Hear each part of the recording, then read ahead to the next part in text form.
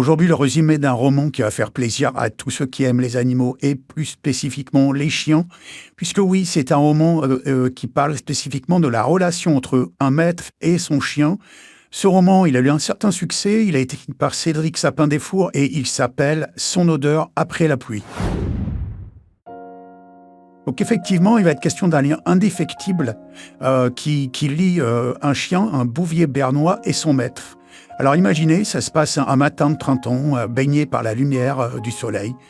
Et là, on voit un homme qui se rend dans un élevage guidé par une intuition, trouver cette espèce de compagnon dont il n'a pas encore vraiment une idée précise. Et là, il rencontre un chien, Hubac, un petit bouvier bernois, qui lui plaît tout de suite avec ses petits yeux pétillants. Là, c'est un peu le coup de foudre dès les premières secondes.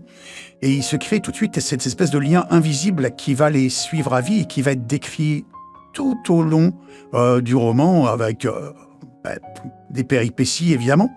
Alors, je vous passe les détails, mais il y a un lien très fort, on sent tout de suite entre les deux. Il y a une complicité entre l'homme et le chien qui ne cesse de s'accentuer, de grandir plus les années passent. Ils partagent beaucoup de choses.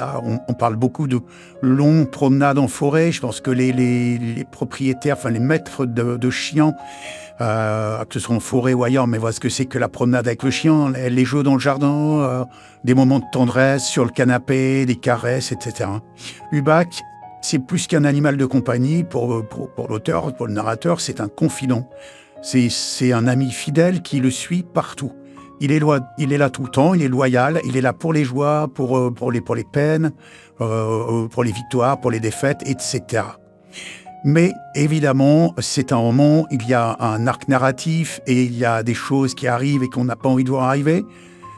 Cette vie, elle a aussi une part d'ombre et arrive une maladie qui vient troubler cette harmonie. Hubac commence à faiblir, c'est Hubac qui tombe malade et on sent bien le cœur du narrateur qui se serre de douleur à l'idée de perdre son compagnon. Il se remémore tous les moments passés ensemble, tous les souvenirs heureux qui ont marqué leur vie.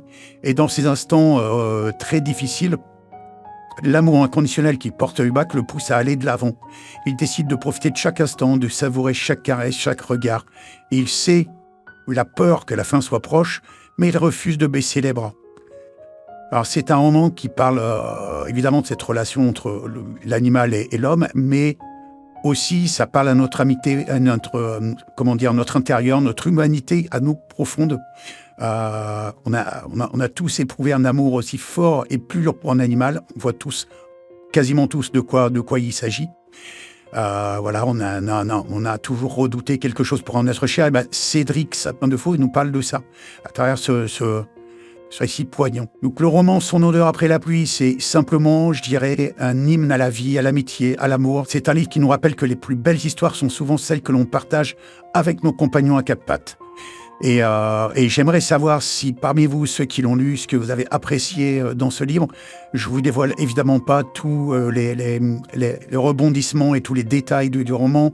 Je vous invite à le lire, que ce soit à l'écrit ou de l'écouter à l'audio. Je vous mets d'ailleurs tous les liens qui vous permettent de faire ça.